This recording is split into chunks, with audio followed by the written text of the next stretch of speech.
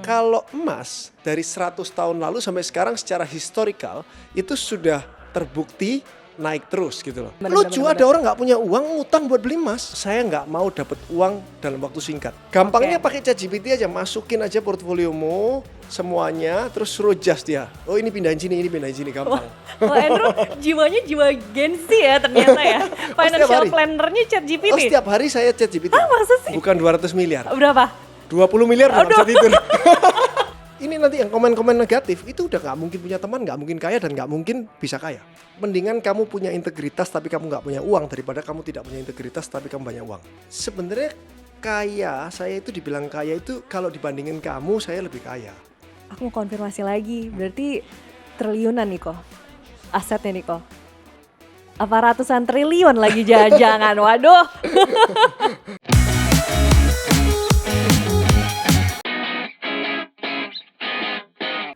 Hai, Cuanomics di sini. Apa kabarnya di sana? Kalau kabarnya ekonomi dunia masih penuh ketidakpastian ya, makanya investasi safe haven kayak emas ini masih menjadi primadona. Tapi gimana sih berinvestasi emas yang tepat? Strateginya seperti apa? Kayaknya langsung aja deh kita ngobrol dengan narsum yang satu ini.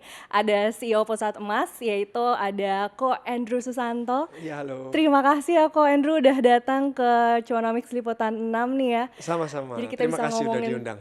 Iya, terima kasih banyak. Jadi kita bisa ngomongin tentang emas juga gitu ya, tentang investasi safe haven. Tapi sebelum ngomongin tentang emas, kalau kita ngomongin tentang investasi safe haven ini, kemarin temannya Ko Andrew, Timothy, datang nih ke sini. Iya, udah nonton juga, udah tayang. Oh, udah nonton ya?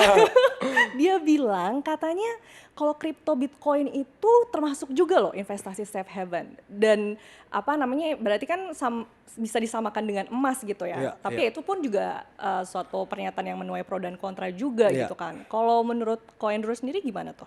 Menurut saya safe haven adalah di saat kamu portfolionya sudah memiliki semua jenis aset. Itu baru safe haven. Properti punya, emas punya, Bitcoin punya, silver punya, bonds punya, semuanya punya. Jadi ada yang turun, ada yang naik. Kalau kamu cuma punya satu, misal cuma punya emas doang, nggak punya lainnya. Atau cuma punya Bitcoin doang, nggak punya lainnya. Pada saat itu turun, stres kamu. Bukan safe haven lagi. Tapi kan kenapa akhirnya emas disebut sebagai safe haven kan karena nilainya yang cenderung stabil begitu selama ya? 100 tahun ini. Kita nggak tahu 100 tahun ke depan gimana. Analisanya gimana sih perbandingan antara emas dengan crypto Bitcoin ini terkait dengan kategori investasi safe haven? Kalau kita ngomong safe haven, kita kepinginnya itu kita aman sampai duit kita itu aman setidaknya 1 generasi lah. Kalau bisa 2 generasi aman. Jadi 50 sampai 100 tahun lagi duit kita itu aman, safe haven kan. Aman dari inflasi juga maunya kan. Kalau emas dari 100 tahun lalu sampai sekarang secara historikal itu sudah terbukti naik terus gitu loh. Walaupun ada naik turun, tapi secara ditarik garis lurus itu naik gitu. Kalau Bitcoin nggak tahu 10 tahun baru di sana. Mungkin baru 10 tahun terakhir ini kan. Jadi kita nggak tahu 50 tahun lagi itu Bitcoin masih ada atau enggak. Kalau masih ada ya mungkin dia akan naik secara drastis ke atas gitu. Kalau nggak ada udah bukan safe haven lagi. Tapi alangkah baiknya kalau kamu punya emas terus sedikit punya Bitcoin, karena Bitcoin umurnya lebih muda, kita punyanya lebih sedikit juga lebih bagus kalau ngomong safe haven. Tapi kalau ngomongnya orang saya mau all in supaya duit saya berlipat ganda 10 kali lipat dalam 1 bulan. Beli Bitcoin, siapa tahu bulan depan jadi 1 juta gitu. Siapa tahu bulan depan juga jadi $1.000, kita nggak tahu juga. Iya, jadi jangan mengotakkan bahwa ya safe haven itu cuma buat emas gitu ya. Tapi ternyata butuh juga diversifikasi itu biar kita bisa menciptakan safe haven versi kita juga gitu ya. Setuju. Tapi masih relevan nggak sih di tengah kondisi saat ini ya? Investasi emas itu apakah masih relevan di tengah kondisi ekonomi global yang masih nggak pasti gitu? Justru semakin nggak pasti semakin relevan. Emas akan naik pada saat kayak ada perang lah, ada suatu orang tidak percaya dengan negaranya lah. Itu orang akan cenderung ke emas dan Bitcoin sekarang ya. Misalnya nih, negara A gitu, dia sedang ada goncangan politik, dia nggak percaya sama presidennya.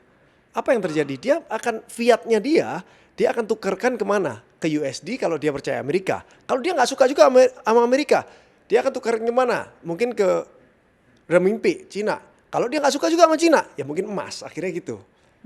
Dia nggak percaya sama negaranya, dia takut kayak Argentina gitu kan, takut pesonya itu nggak bisa dipakai buat apa-apa gitu.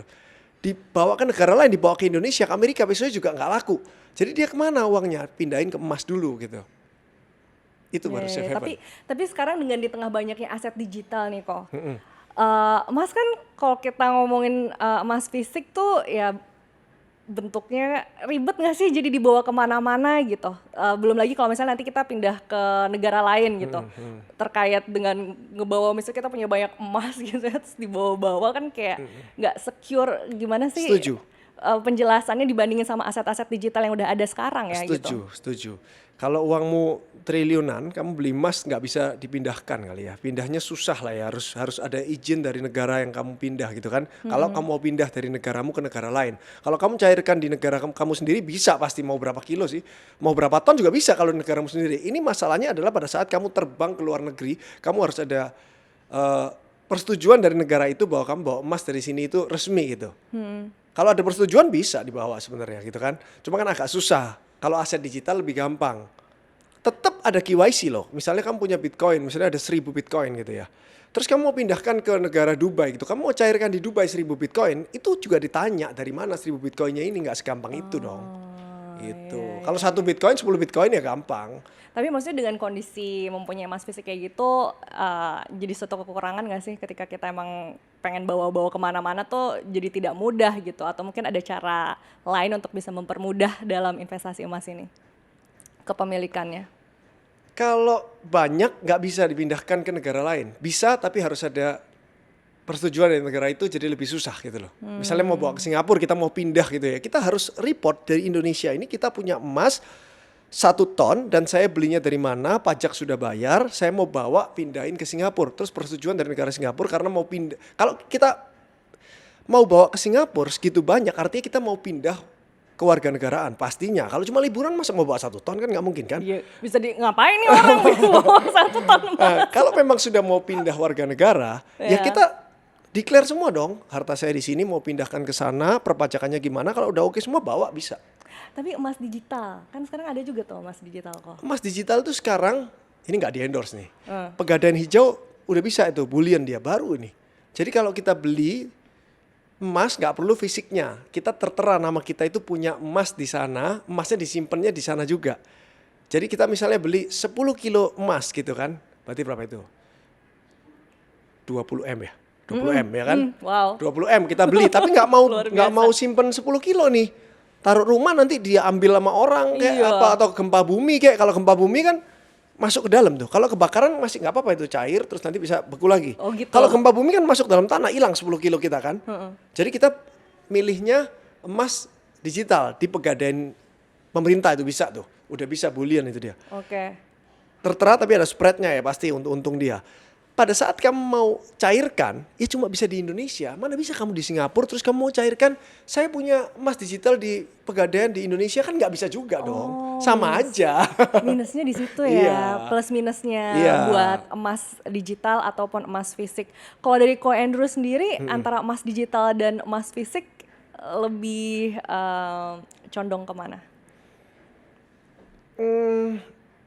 Kalau sedikit emas, gini, kalau perhiasan kan nggak bisa pakai emas digital ya, karena mau dipakai. Kalau logam mulia itu cenderungnya, kalau saya sih pilih fisik ya.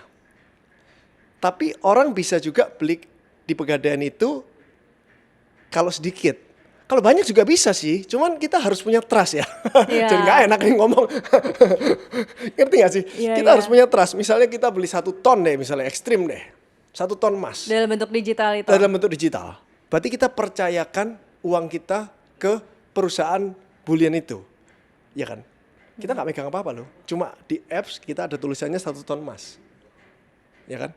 Jadi pada saat nanti saya klaim, tukar jadi rupiah atau minta emasnya, dia harus ada. Entah itu 10 tahun lagi atau 50 tahun lagi atau anak kita atau cucu kita yang akan mencairkan. Perusahaannya harus masih ada. Kalau fisik, kita nggak peduli terhadap perusahaannya kan. Udah pasti ada di rumah kita gitu loh. Nah itu perbedaannya. Tergantung kamu percaya nggak dengan perusahaan yang mengeluarkan emas digital itu. Kalau percaya silakan, lebih gampang. Kamu nggak perlu nyimpen gitu. Berarti lebih balik lagi ke apa ya, trust dari kitanya juga gitu ya. Ke perusahaannya gitu. Perusahaannya. Kamu sepercaya apa? Karena kita nggak bisa lihat ya Pegadaian nggak mungkin tutup lah, udah 100 tahun Pegadaian.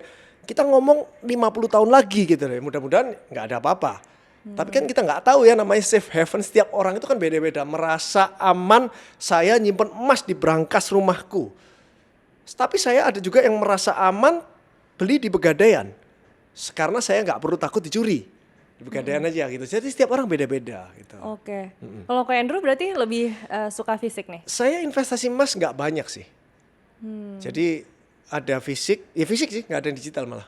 Fisik. Ya. Proporsinya gimana sih untuk investasi emas dan investasi-investasi lainnya yang Ko Andrew pegang? Untuk portfolio saya sekarang banyak di saham Indonesia sama Indois, itu bonds Indonesia tapi dalam bentuk USD, FR, deposito dalam bentuk USD rupiah. Itu lebih banyak itu saya daripada emas dan Bitcoin. Emas dan Bitcoin ada tapi nggak sebanyak itu. Berapa persen ininya? Itu persennya itu berubah-berubah. Oh ya, Tahu nggak tergantung kenapa? apa? Kenapa? Tergantung, misalnya saya taruh di Bitcoin 5% dari portfolio saya. Begitu Bitcoinnya naik, persennya naik nggak? Pasti naik, otomatis dong. Bitcoinnya turun, kan dihitungnya dibagi 5% dibagi portfolio saya. Jadi itu bisa naik turun kan. Jadi nanti kalau kita udah set nih, Bitcoin mau 5%, FR mau 20%, USD mau berapa persen, itu harus di-adjust setiap setahun sekali atau 6 bulan sekali. Bitcoinnya naik nih, berarti Bitcoinnya udah kebanyakan. Saya cuma mau 5%. Karena Bitcoinnya naik double, jadi portfolionya Bitcoin jadi 10%. Tapi saya cuma mau 5%. Bitcoin dijual separuh, separuhnya dipindahkan lagi ke emas atau ke FR atau ke bonds. Itu harus di-adjust terus, tergantung dari pergerakan portfolionya itu sekarang berapa gitu. Oh, justru Gitu. bahkan emas pun juga Iya dong. apa Emas kan namanya bisa naik bisa turun juga. bisa naik dan turun, dan maksudnya untuk proporsinya pun juga berubah-ubah gitu Berubah-ubah ya. Untuk, pasti. untuk Ko Andrew ini ya. Apa Untuk semua orang, bukan untuk saya. Oh, Gampangnya oke. pakai ChatGPT aja, masukin aja portfoliomu semuanya, terus suruh adjust dia. Oh ini pindahin sini, gampang. Ko Andrew jiwanya jiwa Gen Z ya ternyata ya. Financial hari. plannernya ChatGPT. Oh setiap hari saya ChatGPT. masa sih? Nggak pernah enggak. Apa yang ditulis apa tuh di ChatGPT-nya? Banyak Ngasih semua nanya perintahnya? ChatGPT. Saya ke karyawan saya semuanya saya suruh ChatGPT pokoknya. Oh, Setiap iya? kali dia laporan saya sesuatu nanya ada problem, saya tanya sudah ChatGPT belum? Jawabannya pasti sudah, kalau belum pasti dimarahin. Gitu loh. Harus gitu loh. Kamu harus tanya dulu sama Kira-kira ChatGPT. manajer saya gitu juga nggak ya, suruh ChatGPT dulu. Jadi kalau ada problem tuh ChatGPT dulu gitu, Iya. baru ke Ko Andrew-nya. Betul. Oh gitu. Termasuk yang financial planner itu, Iya, bisa. itu juga Ko Andrew menanyakan, masukin ke situ. Masukin. Jadi tulis deposito saya ada segini, FR saya segini di bank mana aja ditulis supaya nggak lupa. Tulis semua, dia akan simpan di sana. Terus sesuaikan dengan yang hari ini, dia akan berubah sendiri. Hasilnya gimana? Hasilnya? Ya maksudnya dengan Bagus. mengikuti Oh, hasilnya saran waktu itu ChatGPT gini, itu. waktu itu dia bilang gini, saya mau profil resiko rendah, saya nggak mau agresif, saya bilang gitu kan. Terus dia bilang gini, oke, kamu pindahkan saham Indonesia kamu kebanyakan, pindahkan ke FR, dia bilang gitu. Jangan beli lagi, dia bilang gitu. Terus diikutin nggak? Ikutin dong, Oh, ikutin, wow. ikutin. Karena kan waktu itu kan nafsu kan, turun beli lagi kan gitu, IHSG kan. Oh, menarik ini. Iya kan turun kan, waktunya beli gitu kan, beli terus sampai dia bilang kebanyakan. Udah pindahkan kalau mau profil resikomu tetap rendah. Kalau kamu nggak pindahkan, profil resikomu akan menjadi medium. Ini menarik banget loh. Ternyata jadi kalau misalnya aku lagi agak kebingungan mengelola keuangan, tanya aja udah ChatGPT ya. Iya tanya. Tapi aku tulis sedetail mungkin gitu ya. Iya dan yang berbayar ya. Oh iya. Jangan yang gratisan ya. Tuh, jadi yang gratisan ya. yang Hasilnya sih berbayar. sama sih, Oh, cuma masa? ya cuma dibatasin dengan berapa kali kalau yang tidak berbayar. iya, Cuman kan betul, kita betul. support lah. Kita kalau udah suka dengan barangnya kita support. Dengan bayar lah. teknologi ini ya Iya, kita cuma bayar lah ya bayar lah, gitu. bagus soalnya. Menarik. Tadi pertimbangannya adalah berarti Ko Andrew suka yang resikonya rendah. Rendah. Gitu. Berarti ini jadi kok minggu lalu diomongin sama Timothy, katanya kalau misalnya Timothy itu investasi kehilangan 200 miliar rupiah, dia mah nggak biasa aja. Tapi kalau Ko Andrew katanya nggak bisa tidur kalau kehilangan Iya. investasi 200 miliar rupiah. Salah dia. Oh, salah. Salah Timothy. Untung aku konfirmasi nih di sini nih. Bukan 200 miliar. Berapa? 20 miliar nggak bisa tidur. Kebanyakan dia kalau 200 itu. Iya. Oh, 20 miliar aja miliar udah nggak bisa tidur kok. Iya, Salah dia. kok Andrew udah pusing gitu ya. Iya. Kalau kenapa emang karakternya lebih suka resiko rendah atau gimana sih dalam berinvestasi? Untuk mendapatkan uang yang banyak dalam waktu singkat, kamu harus meresikokan uangmu juga. Jadi harus ada kemungkinan turun banyak juga gitu loh. Saya nggak mau dapat uang dalam waktu singkat. Kenapa? Karena saya nggak mau capital saya ini berkurang. Capital saya ini harus tetap sama, makanya saya cukup 1 tahun tuh 6%. Di atas 6% artinya kamu sedang meresikokan capital kamu.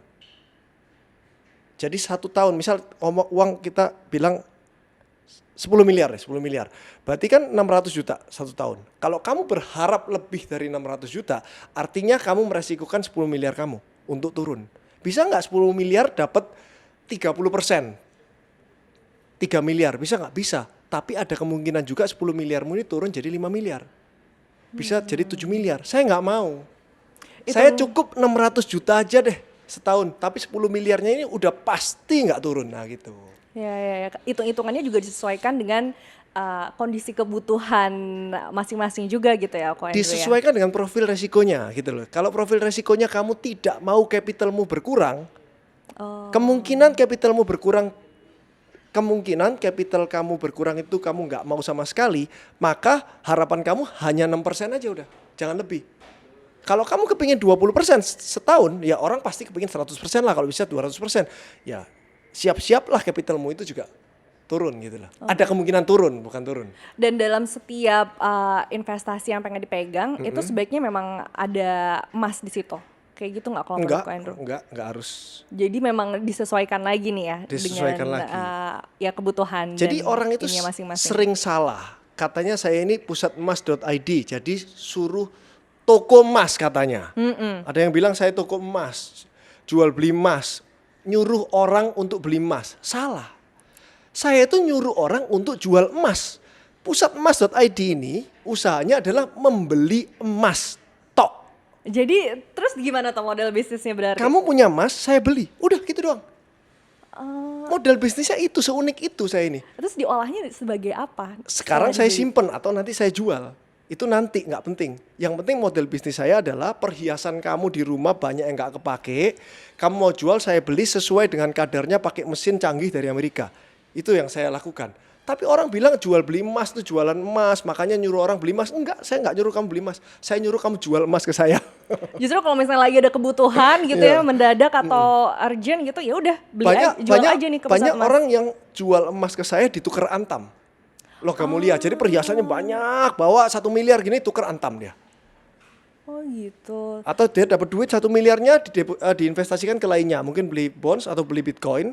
Dia udah nggak mau emas ke saya. Oke. Jadi orang salah kaprah selama ini.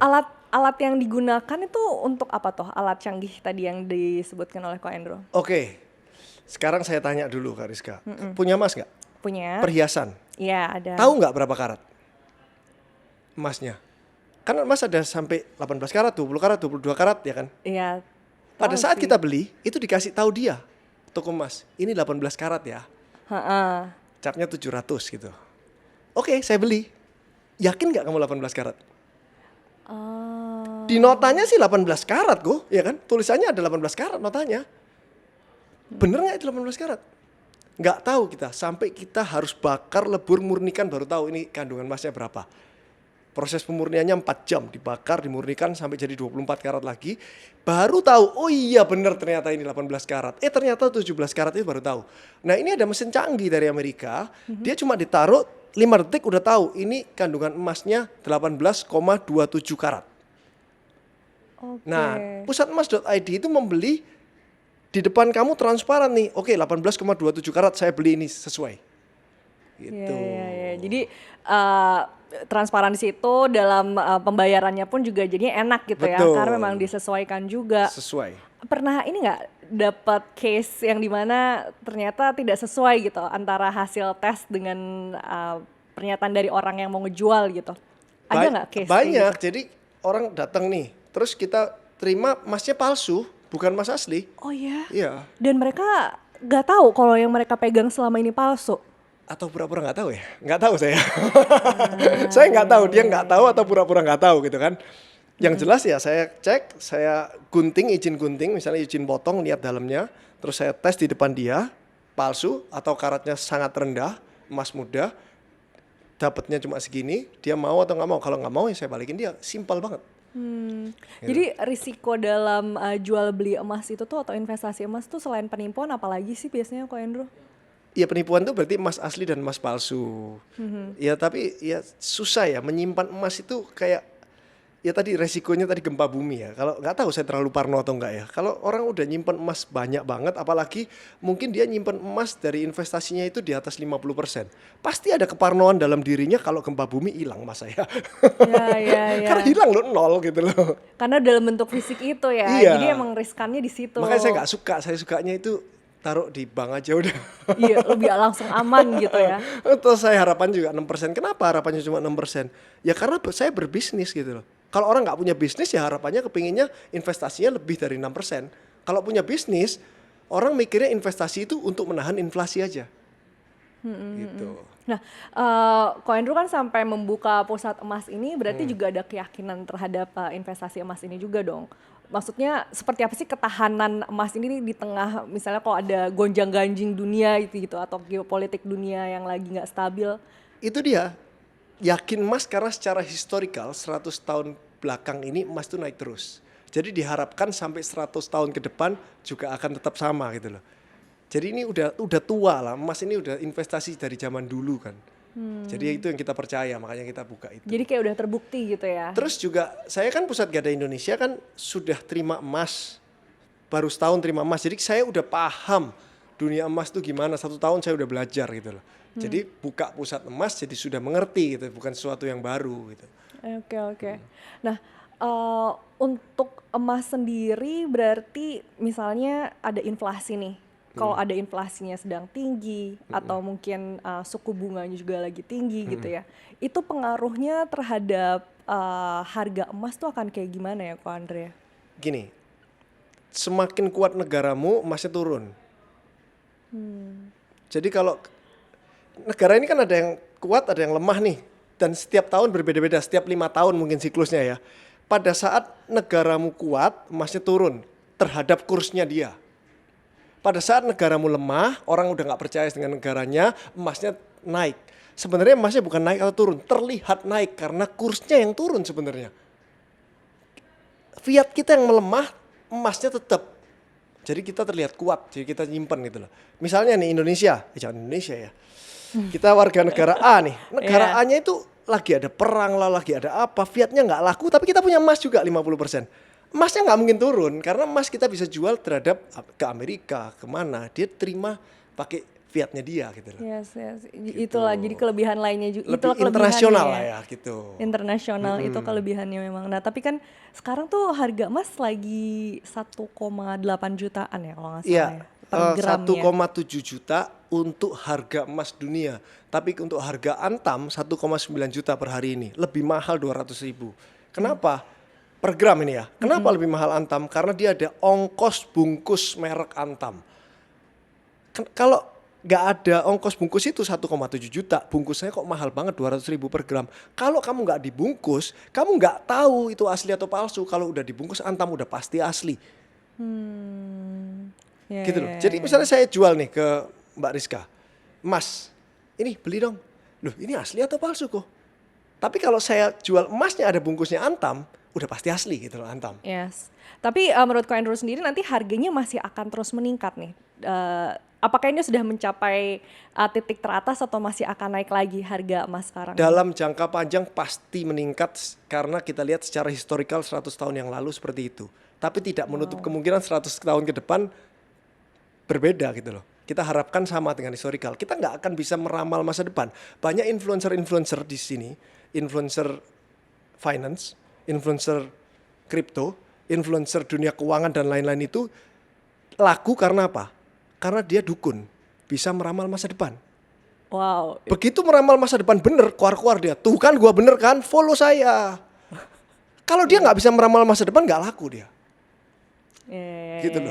Nah, jadi kalau saya disuruh ngeramal masa depan, emas itu bisa naik atau enggak, saya nggak tahu. Tapi secara historikal dulu itu selalu naik. Jadi kita berharap akan seperti itu lagi.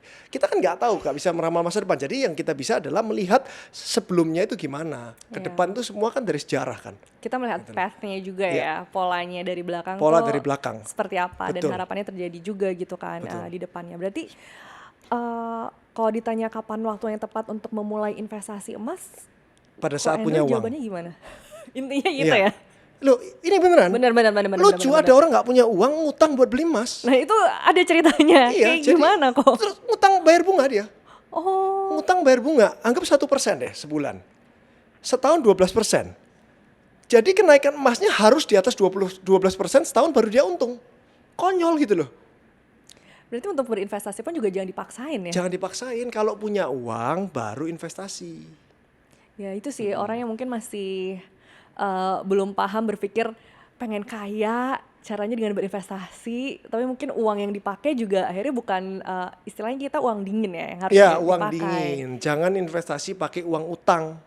Yes. Harus uang utang sendiri. atau uang mungkin kebutuhan sehari-hari gitu ya. Iya bisa jadi itu uang darurat. Uang darurat dipakai buat investasi. Kalau investasi emas masih oke sih kalau kebutuhan darurat. Tapi kalau investasinya yang profil resikonya tinggi, contohnya kripto, dipakai nih, terus pada saat dia pada penurunan, dijual sama dia, rugi akhirnya. Padahal secara jangka panjang mungkin naik, tapi karena dia pakai uang dana daruratnya, akhirnya jadi rugi.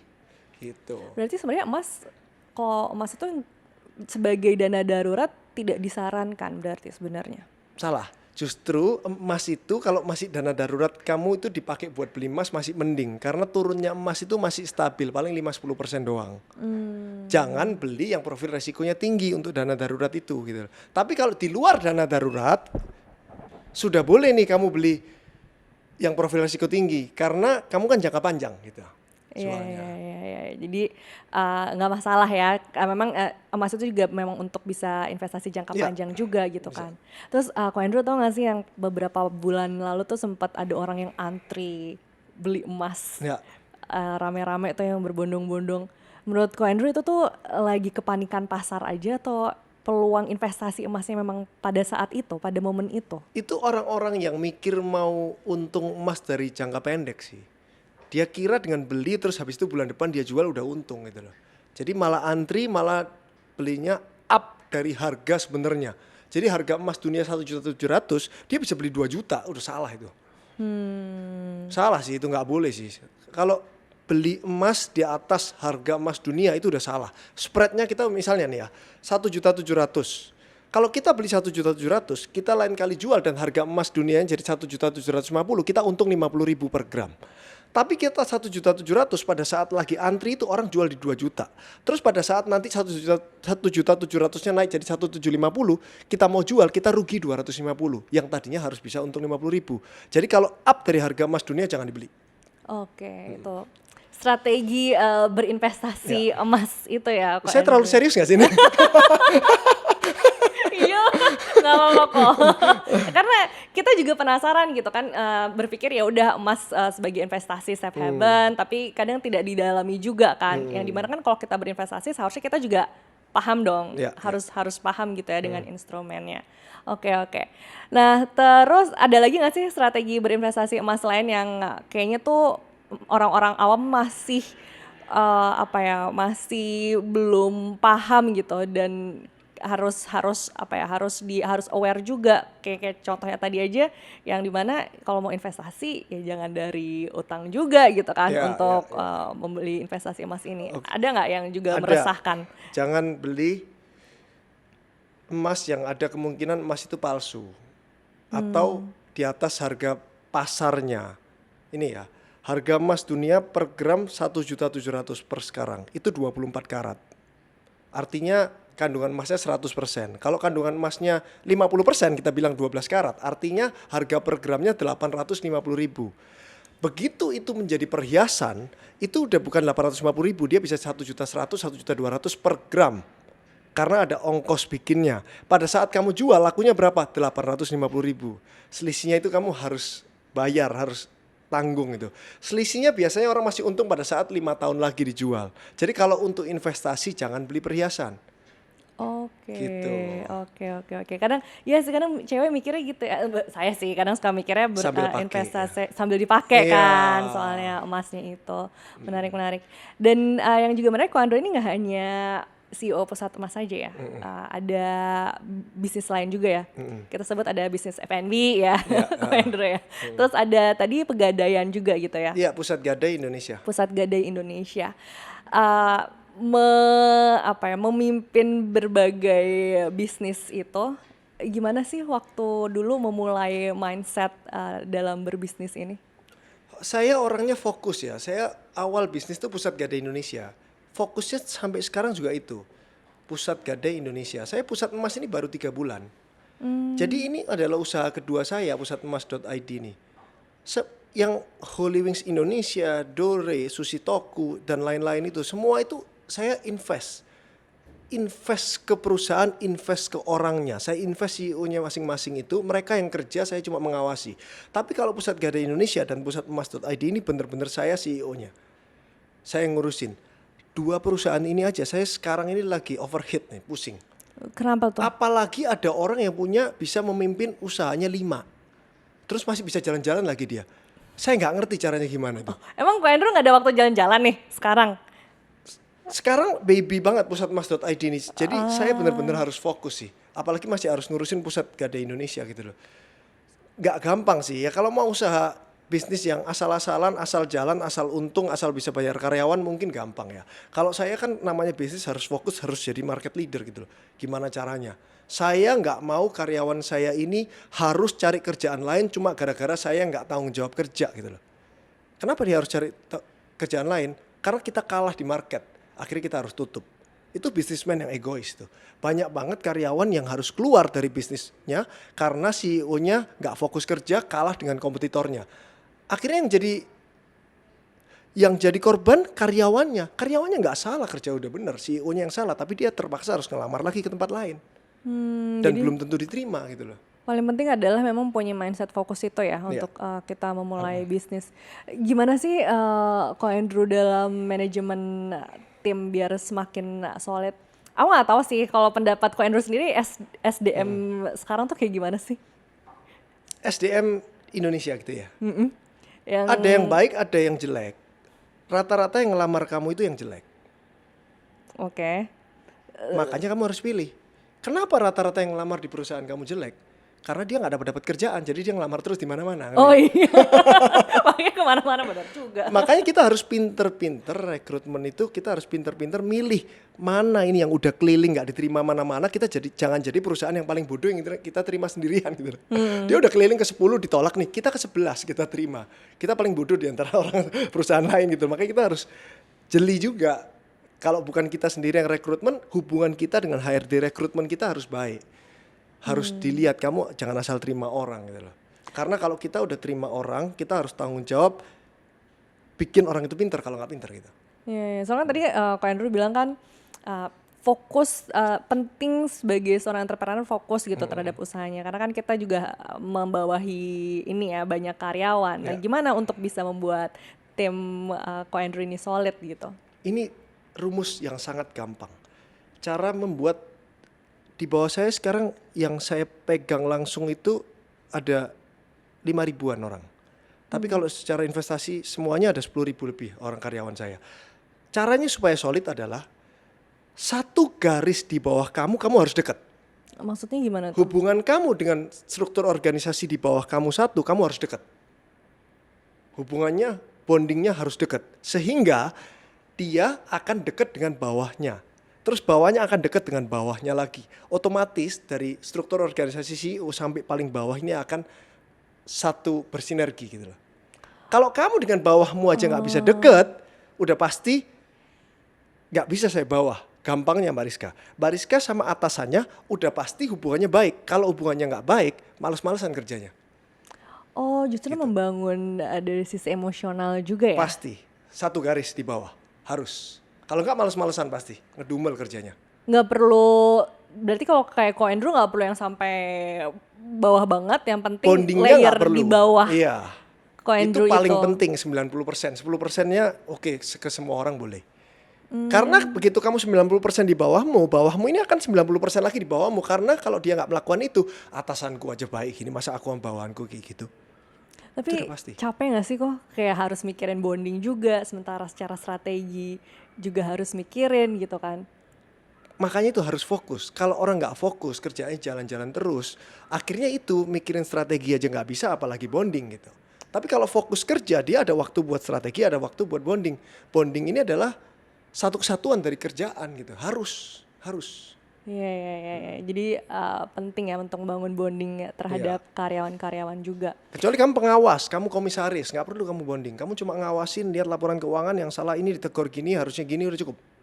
Beda. Tapi Ko Andrew ingin menanamkan budaya itu terhadap layer-layer yang lain juga kan? Otomatis itu. Budaya itu otomatis terbentuk pada saat kamu dengan bawahmu itu baik. Coba pengusaha-pengusaha di sini, pernah nggak kamu ajak makan siang bawahanmu? Kalau kamu pernah dan sering, udah pasti saya bawah itu akan melakukan itu terus. Memberikan Gitu. contoh ya pada akhirnya juga. Ya, ya. Nah, Ko Andrew aku mau konfirmasi deh. Aku sempat sempat nonton salah satu podcastnya Ko Andrew juga. Ko Andrew menyebutkan bahwa Ko Andrew itu bukan perintis tapi pewaris. Bener nggak toh? Mewarisi apa?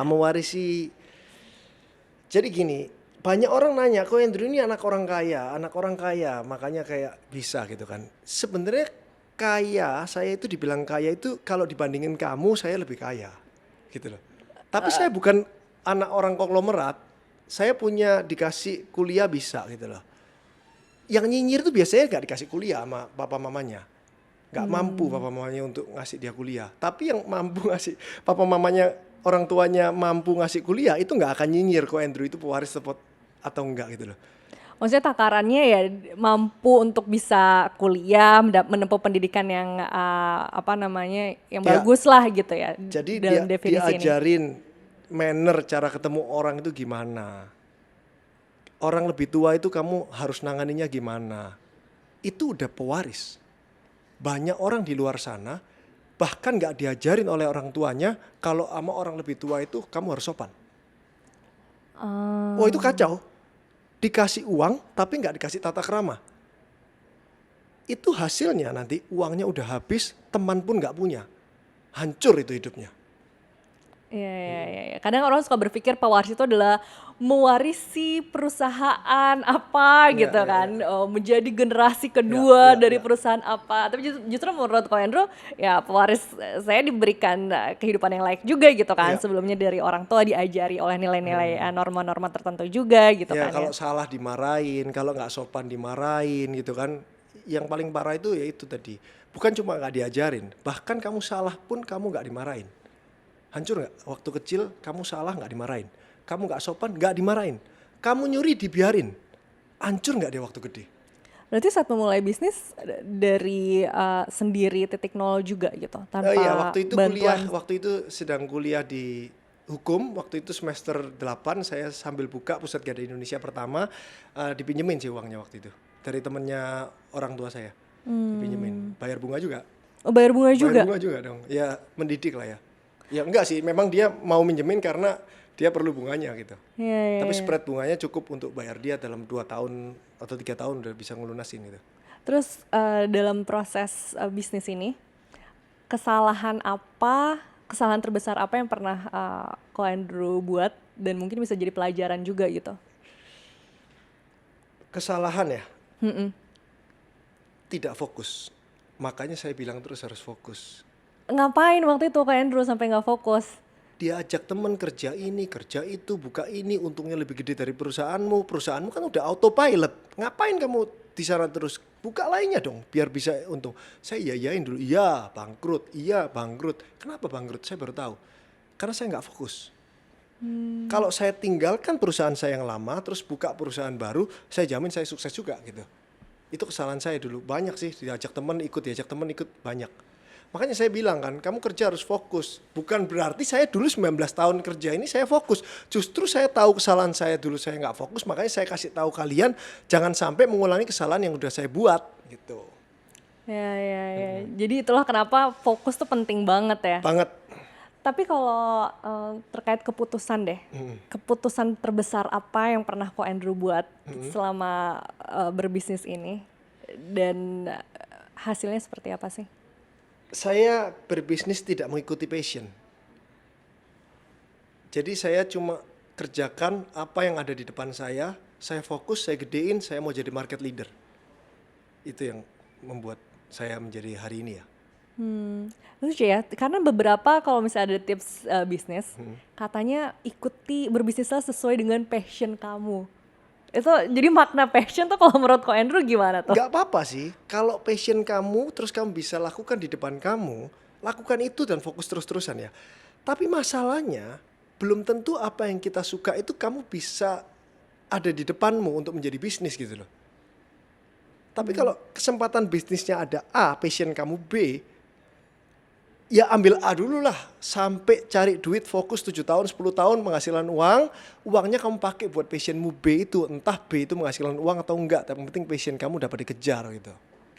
Menarik ya, jadi justru kita melihatnya adalah peluangnya dulu ya. Peluang dulu, Peluangnya ya dulu, bahasanya apa yang itu ada di peluang. depan Kalau ada kita. peluang di depannya apa, kerjakan dengan fokus sampai kamu dapat duit, udah dapat duit, mau passionmu apapun bayar. Gitu. Nah, berarti semua bisnis atau bisnis yang Ko Andrew investasikan ini tidak semuanya sesuai dengan passion Ko Andrew juga dong. Kalau investasi udah mulai passion tuh. Kalau yang aku kerjakan, ya nggak mungkin lah aku passion dulu saya umur 19 tahun. Buka pusat gadai Indonesia. Gadai handphone. Waktu 20 tahun itu gadai handphone masih Nokia. Tahu nggak Nokia? Tahu ya? tahu kok. Jadi Masih dulu zamannya kok itu saya. 8250, 8210 itu loh digadaikan dulu. Saya lulusan hukum. Yang lain kerja jadi pengacara keren-keren. Masa saya passion gadai handphone? Nggak mungkin lah, aneh banget gitu. Ya udah itu peluangnya saya lakukan. Saya tahan sampai besar gitu. Ya, itu ya sih yang penting passionnya kita semua sama dulu uang ya. Yang penting cari uangnya aja dulu gitu. Kita terus cari peluangnya apa ya kan. Kalau di saya depannya. sih uang ya nggak bisa dipungkiri lah ya. Tapi saya lebih ke growth ya. Saya suka sesuatu yang berkembang gitu. Saya melihat bisnis ini menjadi besar itu saya senang. Itu yang passion saya itu sih. Dan sesuatu dari kecil menjadi besar itu senang. Oke. Ya akhirnya makanya punya beberapa bisnis ini. Tapi aku pengen tahu deh kok. Kan kita itu kan selalu kalau di berita-berita disebutkan daya beli masyarakat tuh lagi lemah-lemahnya. Iya. Aku nggak tahu ada impactnya juga nggak sih ke bisnis Ko Andrew ini dengan kondisi ekonomi saat ini? Pasti ada lah ya, pasti ada. Cuman ya kita ada solusinya sih. Nah itu gimana tuh akhirnya strategi berbisnis apa namanya untuk bisa bertahan di tengah apapun tantangannya ya, terutama kalau sekarang sih tantangannya sebenarnya tantangan ekonomi juga gitu. Ekonomi itu bukan cuma tahun ini kita bilang ekonomi lagi lesu. Pernah dengar nggak ekonomi lagi lesu? Atau ini baru pertama kali dari lahir sampai sekarang itu Oh baru? tentu tidak. Oke. Udah sering orang dengar gini kan? Iya. Jadi ini sesuatu yang normal. Kamu mau berharap tidak ada ngomong ekonomi lesu sampai 50 tahun ke depan terus-terusan kayak gitu. Di semua negara juga akan ada ngomong kayak gini, ekonomi lagi lesu. Jadi kamu siapkan dong cadangan keuangan kamu. Apakah ini lesu tahun ini terus-terusan sampai 10 tahun ke depan? Nggak mungkin. Ini siklus. Oh justru Ko Andrew melihat ini adalah siklus. Siklus, udah pasti. Nggak pernah kan ekonomi membaik terus, nggak pernah juga ekonomi memburuk terus. Selama ini kita hidup, udah 40 tahun saya hidup, ya gitu kan, siklusnya gitu kan. Udah tahu. Jadi ada kalanya, nah ketika siklusnya memang lagi di bawah, apa Ya, jangan sih? agresif, udah gampang. Gimana? Jangan agresif. Sebelum siklusnya di bawah, kamu sudah tahu siklusnya akan gimana kalau kamu fokus di kerjaan kamu. Pasti udah. Ini siklus nih, ini turun sampai sini. Kalau kamu nggak fokus, kamu di bawah baru sadar. Kalau kamu turun baru 3%, 4% aja, udah tahu ini bentar lagi akan turun. Nggak pernah, saya selama kerja 19 tahun ini nggak pernah. Ini aneh nih kurvanya kayak gini nih. Berarti kita harus melakukan apa? Sadarnya kalau telat 6 bulan baru sadar, berarti kamu nggak fokus di kerjaan kamu gitu. Ya. Jadi kita sebagai apa namanya entrepreneur pun harus membaca semua pola-pola itu ya. Iya. Tapi kalau aku pengen tahu kalau misalnya dari analisa Ko Andrew sendiri, lini bisnis apa sih yang daya beli masyarakat itu masih kuat gitu di situ? Apakah dari F&B, kalau dari Ko Andrew ngeliatnya gimana nih? Orang-orang masih mau spending nggak sih? Atau justru lagi banyaknya spendingnya ngejual-jualin emas gitu ke pusat emas? Karena mungkin orang-orang lagi lagi butuh ingin mencari investasi lain gitu, akhirnya makanya emasnya dijualin atau di pusat pegadaian yang lagi ramenya. Jadi emas sekarang banyak yang jual di tempat saya karena saya punya mesinnya. Kalau saya nggak punya mesinnya, saya sama dengan toko emas lainnya, saya nggak laku. Nggak ada satupun orang mau jual di pusat emas. Karena udah ada toko emas sebelumnya, ngapain saya nggak kenal kamu kok. Saya udah punya kenalan kok. Karena saya punya mesinnya, jadi orang jual. Karena terus terang nggak perlu saya kenal sama kamu. Mesinnya bilang apa, yang mesinnya nawar berapa. Jadi kalau kamu datang ke pusat emas itu, kenapa ramai? Saya ramai banget, tadi saya baru dari sana ramai Oh, banget. rame Kenapa? itu ya? Yang nawar emasmu itu mesin. Jadi mesinnya bilang segini, ya udah kamu nggak bisa tawar-menawar. Mesinnya bilang segini, mesinnya bilang 18,2 karat. Per karatnya itu harganya per gram berapa udah tertulis. Ya udah nggak bisa tawar-tawaran, kamu tawar-tawaran sama mesin kalau mau. Mesinnya udah bilang gitu loh. Itu kenapa masih tetap rame gitu loh. Jadi ekonomi atau enggak itu nggak ngaruh karena saya bikin USP kan, unique selling point-nya pakai mesin itu gitu. Terus kalau mau lihat untuk sekarang yang bagus itu datanya sih cantikan ya. Cantikan secara online naik terus gitu. Cuman ya banyak juga yang rugi. Kenapa rugi? Sekali lagi nggak fokus kamu. Kalau kamu nggak fokus ya, kamu nggak tahu marketingmu itu caranya bener atau salah. Kamu pasang ads misalnya, asal-asalan pasang ads-nya, efektif nggak pasang ads-nya? Apakah itu mendatangkan traffic nggak? Ads yang kamu pasang itu sekian juta, dapatnya berapa juta, itu setimpal nggak? Ada waktu nggak kamu buat ngitung kayak gitu? Oh berarti harus pakai konten ini, harus pakai konten ini, harus bikin konten sendiri, harus panggil ini. Ada waktu nggak kamu buat kayak gitu? Nggak ada, saya sibuk. Tapi masih bisa jalan-jalan. Nah lo, gimana ini mau Ko Andrew nih? Iya, itu balik lagi kenapa harus fokus ya. Jadi nggak bisa tuh menjadikan excuse bagaimana kondisi ekonomi saat ini Nggak bisa. akhirnya membuat, ya maksudnya excuse bisnisnya lagi lesu nih Iya, gara-gara kemarin- ekonominya lagi lesu gitu. Kemarin lucu Mbak Rizka, saya ada community BPKA, belajar bareng Ko Andrew, community gratis. Tanya, kok perang ini gimana? Enaknya kita sebagai pebisnis gimana? Itu grupnya WA community, satu grup itu 1.000 orang pebisnis. Saya tanya, saya bilang, ya kerja, masa ikut perang? Jangan ikut Makanya perang. nggak ada hubungannya kamu bisnis sama perang, kamu malah mikir kayak gitu-gitu gimana ini aku harus tahan. Udah kamu tetap kerja, fokus aja udah. Jangan terlalu mikirin yang aneh-aneh gitu loh. Oke, jadi intinya nggak bisa tuh ya bagaimana kondisi di luar kita ini sebagai excuse bahwa ya akhirnya bisnis kita lesu nih gara-gara ya ekonominya lagi lesu, di luar lagi pada politik Iya, perang-perang itu orang yang gitu. menyalahkan pihak luar ya, selalu ya. Manusia normal tuh gitu loh. Kok sepi ya? Salahku ya ini. Enggak deh, salah luar aja deh. Lebih enak kita, nyaman. Kita kan nyaman, kita nggak jadi orang bodoh kan. Kalau Ko Andrew berarti biasanya Saya langsung- selalu salah. Dicuri maling aja saya yang salah. Maling nyuri terus saya yang salah. Kebakaran pun saya pernah, pusat garda Indonesia kebakaran, saya yang salah juga. Semua saya yang salah. Dicuri maling karena saya nggak pasang alarm. Udah pasang alarm tetap dicuri maling karena saya nggak pakai security 24 jam. Kebakaran karena saya nggak pakai sistem keamanan kebakaran. Semua saya yang salah. Itu bisnis. Bahkan kalau misalnya lagi ada situasi, ya makanya kalau ketika ada yang sepi dalam suatu bisnis, ya akhirnya Ko Andrew lebih memilih untuk ya gimana dari saya Saya yang harus salah. atur Saya strategi gitu. kok nggak tahu kalau ini bakal sepi gitu loh. Saya telat tahunya. Oke, tapi Ko Andrew sendiri daya belinya gimana Ko Andrew? Daya belinya Ko Andrew gimana nih sekarang kira-kira? Karena kalau secara statistik kan ceritanya ya itulah, daya beli masyarakat lagi pada lemah, terus sekarang jutaan kelas menengah itu lagi pada turun kasta loh Ko Andrew. Ya. Ko Andrew sendiri gimana nih? 19 tahun saya kerja, kurva saya itu selalu naik. Jadi Nggak kok pernah 1 tahun pun saya turun. Selalu naik. aku mau konfirmasi lagi, berarti triliunan nih kok asetnya nih kok. Apa ratusan triliun lagi jangan, waduh. Gimana nih kok? Enggak lah. Enggak lah. Apa enggak apa? Nggak penting. Total nggak penting. Ya pokoknya bisa jadi benar gitu ya headline itu ya. Bisa jadi benar lagi. Enggak, orang itu sering salah. Saya kan karena dikenalnya pusat Tiada Indonesia. Di saat orang susah kok Andrew seneng nih karena banyak orang utang. Contohnya COVID misalnya. Omset saya turun 50%. Karena apa? Orang kalau nggak punya duit udah tahu nggak bisa nebus barangnya, dia jual bukan gadai. Kalaupun dia gadai, dia nggak bisa tebus. Begitu nggak bisa tebus, saya jual nggak laku. Orang COVID, ekonomi yang turun. Tapi orang bilang kok Andrew pasti enak. Pokoknya orang susah kok Andrew enak. Enggak. Bisnis gadai itu enak pada saat ekonominya naik. Oke. Kenapa kalau ekonomi naik, bisnis gadai tetap enak? Karena budaya ngutang itu selalu ada. Jadi kalau gajimu 10 juta, yang masuk ya mungkin iPhone 14. Gajimu 20 juta, iPhone 15. Gajimu 40 juta, yang masuk iPhone 16. Tetap ngutang kok, tenang. Jadi saya berharap ekonomi itu terus membaik. Terus membaik ya.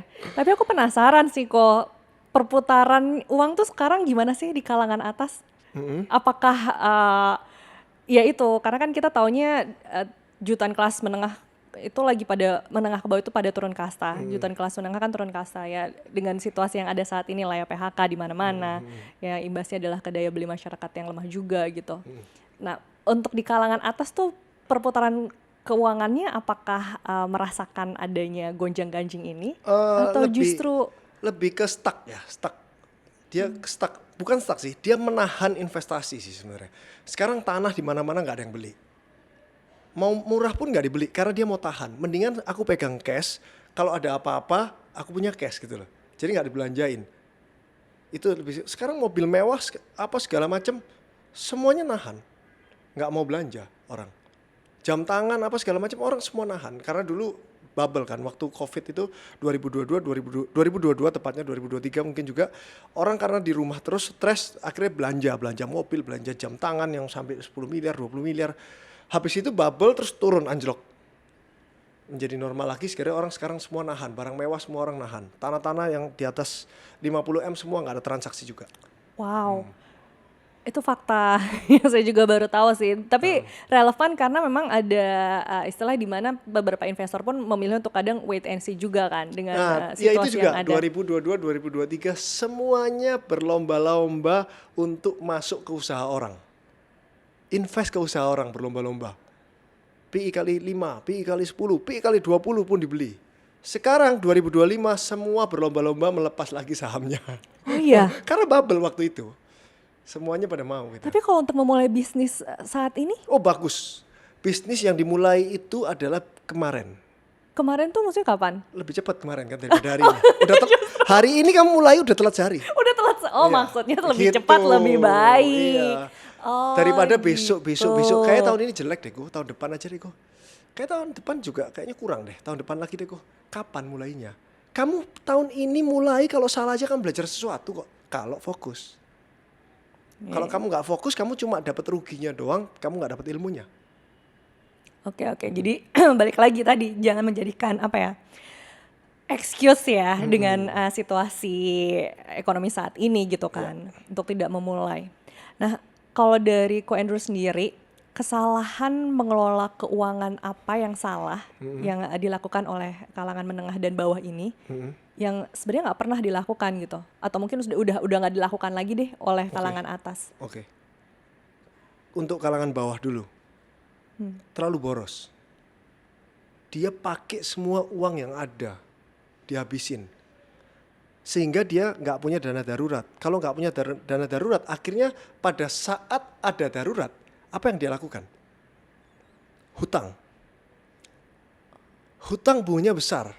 Akhirnya dia menumpuk hutang terus, dia seumur hidup harus cicil hutangnya, hidup dalam cicilan. Itu yang kesalahannya bawah. Yang menengah kesalahannya adalah dia nggak tahu investasi apa yang harus dia investasikan. Kita harus samakan persepsi dulu. Kamu berharap, kalau menengah udah dibilang dana darurat udah cukup ya. Jadi udah ada uang kelebihan untuk harus diinvestasikan. Jadi harapan uang kamu ini kamu mau melipat gandakan sebesar apa itu kita harus samakan dulu. Misalnya kamu punya 1 miliar misalnya, menengah kan udah 1 miliar ya. 1 miliar ini kamu kepingin jadi berapa? Ya 100 miliar dong. Kalau bisa kan gitu. Nah ini udah hancur kamu. Siap-siap kamu jadi nol 1 miliarmu, itu kesalahan kamu. Jadi dalam proses menuju kaya itu pun harus berani menunda kesenangan dong, Untuk yang ke bawah, menuju ya menengah. menengah bawah lah ya. Ngomong menengah bawah itu ya udah pasti menunda kesenangan lah. Dana darurat dulu disiapkan, jangan sampai kamu ngutang gitu aja dulu deh. Itu yang terpenting ya. Iya. Jangan sampai terjebak oleh utang pinjol ya nggak sih? Iya. Yang kayak gitu-gitu. Mungkin utang pinjolnya itu dia bilang enggak kok, saya utang pinjol ini penting banget karena buat ini sakit lah, buat apalah, penting banget ini, bukan saya konsumtif, bukan saya pakai buat nonton kok, bukan saya pakai buat beli Bitcoin kok. Ini beneran harus pinjam karena waktu itu apa? Kenapa dia harus minjem? Karena 1 tahun 2 tahun sebelumnya dia nggak nabung, makanya dia harus terpaksa minjem. Itu salahnya di situ. Ngutangnya mungkin nggak salah, tapi 2 tahun sebelum ngutang itu yang salah. Tapi kok kita nggak bisa melepaskan coffee latte setiap hari, beli di coffee shop, Oh itu ya udah, gimana? nggak apa-apa kalau gitu, siap-siap ngutang nanti. Oh, tapi nah itu ya, itu kayak habit-habit kecil yang sebenarnya masih bisa diatasi gitu ya. Iya. Dan ternyata itulah yang dilakukan juga oleh kalangan atas gitu ya kok. Tapi menurut Ko Andrew, semua orang bisa kaya nggak sih? Tergantung ya, kaya itu seberapa. Yang penting gini, financial stability. Jadi stabil finance-nya. Nggak mungkin ngutang seumur hidup cukup pasti. Nguliain anak cukup, punya rumah bisa, semuanya cukup lah, nggak kekurangan. Semua orang bisa. Kalau kaya, berlebihan, nggak semua orang bisa.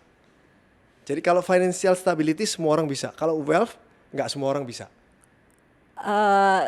Gimana tuh? Kenapa nggak semua orang bisa? Karena untuk harus ada mengungkap luck itu? di dalamnya. Ko Andrew percaya butuh luck di situ berarti. Momentum kan. Dapat momentum kan. Contohnya saya 19 tahun lalu saya mulai Pusat Gadai Indonesia, belum diatur oleh pemerintah, nggak punya saingan, momentumnya tepat. Timothy Ronald masuk di Bitcoin waktu 16.000, nggak tahu, mungkin di bawah 16.000. Momentum. Kalau dia masuknya sekarang, nunggu lama, turun lagi. Momentum, taunya dari mana orang itu bisa naik atau enggak. Momentum luck ada di sana.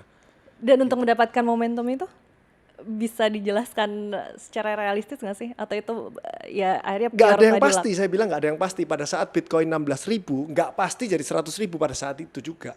Tapi momentum pada saat itu dia berani, dia fokus, dia masukin ya. Ada luck di dalamnya. Nggak mungkin orang bilang, gue yakin 100% jadi 100.000 Bitcoin. Udah nggak mungkin, itu ada luck di dalamnya. Ya, Gitu. momentum. Tapi mungkin nggak sih momentum itu juga bisa didapatkan dengan ya karena kita sudah melakukan persiapan, kesempatannya ada dan match gitu. Momentum itu bisa terjadi kalau kamu punya ilmu pengetahuan. Kalau kamu nggak punya ilmu pengetahuan, ya kamu nggak bisa dong. Pada saat saya 19 tahun lalu bisa terima gadai handphone, kok aneh banget bisa mikir handphone kok digadai, aneh banget. Terus Timothy Ronald beli Bitcoin pada saat 16.000, kok aneh banget sih, itu nggak ada fisiknya kamu beli. Karena dia punya ilmu pengetahuan, dia punya networking, sehingga dia bisa nanya orang yang lebih wise dari dia, akhirnya dia bisa mengambil keputusan. Tapi kalau momentumnya nggak dapet, dia punya ilmu pengetahuan, punya networking yang bagus, tapi momentumnya nggak dapet karena dia nggak ada luck. Dia belajarnya sesuatu mungkin pada saat Timothy 2019 ya, 2020 nggak tahu belinya. Di sana dia pelajarinya properti pada saat itu, belajarnya ilmu pengetahuan tentang properti semuanya. Terus dia juga kenalnya orang properti, udah networking udah bagus semua. Terus dia beli properti, ya nggak jadi apa-apa dia. Itulah pentingnya jadi momentum di situ Bukan ya. nggak jadi apa-apa ya, tetap financial stability ya. Dia tetap bisa caranya flip gimana, tapi untungnya nggak akan bisa sampai boom kan. Nggak ada luck di dalam. Tapi berarti sebenarnya ada step by stepnya nggak sih untuk mendapatkan kekayaan jangka panjang? Kalau menurut Ko Andrew, Oh ada. seperti apa tuh step Nomor by satu stepnya? etika dulu. Nomor satu itu jaga tata krama dan etikamu dulu. Impact-nya akan gimana nantinya? Impactnya kamu punya teman, kamu bisa nanya ke siapapun. Dan kamu tidak punya musuh nantinya. Kalau kamu udah nggak punya teman, kamu punya musuh, kamu nggak disukain orang, hancur hidupmu. Itu dulu deh nomor satu.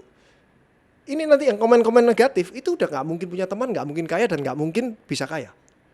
Seumur hidup dia. Netizen, jangan komen negatif. Dibelain ya aku sama Ko Andrew.